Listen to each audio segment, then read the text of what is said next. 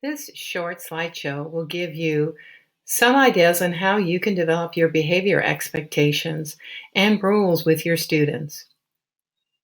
When we use the word rules, sometimes that isn't the word that's most comfortable for all of us. So, another way to think of your rules in your classroom is that they are concrete examples of the expectations that you have for all of your students.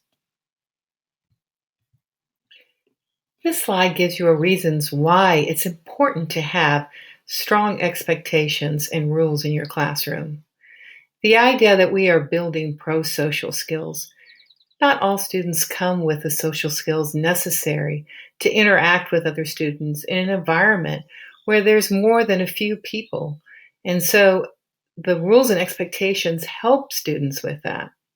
The consistency and the encouragement of expected behaviors is important to be proactive with students.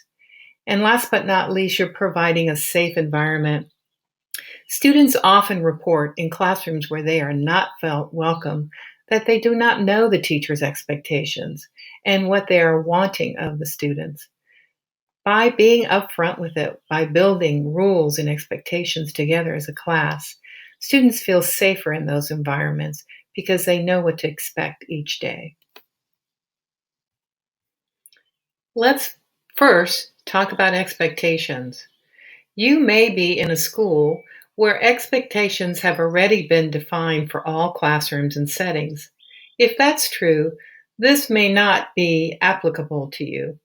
But if you aren't in a school where that is a school-wide practice, then you will have to first start by deciding what are your expectations for the students. This slide gives you some basic guidelines on how to develop your expectations. Sometimes it's easier if teachers develop these ahead of time and let students work with them to develop the associated rules. One of the things I want to think about when I'm first developing my expectation is generally, how do we want anyone to behave in a classroom setting? Even thinking back to some of the strengths you had yourself when you were learning in school, what are some of those expectations you want to be sure to teach your students? Here are a few examples. Your expectations could have an acronym like SOAR, safe, organized, achievement, respect. Or they could simply be the three most commonly used words: respectful, responsible, and safe. Now let's talk about rules. Here's a list of guidelines for developing rules. Most importantly, they should be measurable and observable. And it's important that they're stated positively and match the setting.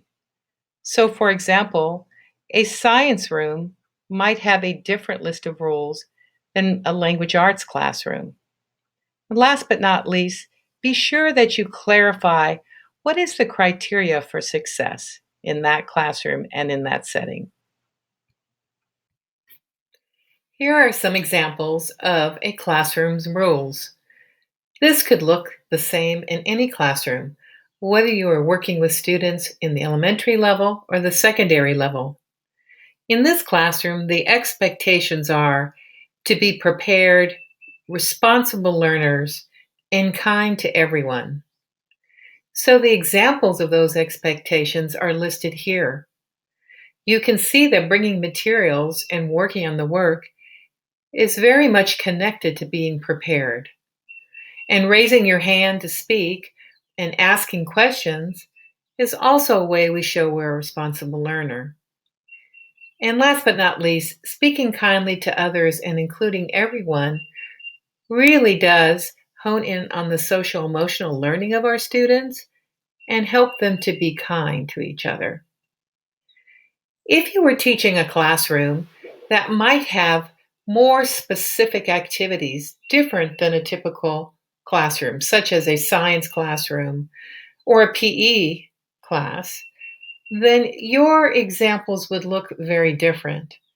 You might not need for kids to bring materials to a PE class, but you might need for them to be prepared by coming to class with a positive attitude. Whichever types of classroom you teach, it is important to first define your expectations and then think about good concrete examples that show those expectations are being met. And that's how you develop rules. Here is an example from a classroom where the entire school has developed their expectations and developed concrete examples of what those expectations look like in different settings. The red boxed part of the matrix is a classroom rules and expectations. One last thing to think about is how do you continue to not only teach specific behaviors, but also teach pro-social skills. This slide gives you some example of how you could also have pro-social skills for students, and they can be applicable anywhere in any setting. These are some good examples, but if your classroom has a social emotional learning curriculum already, look to that to try to tie the pro-social skills you want to see in students to what you're teaching weekly or monthly.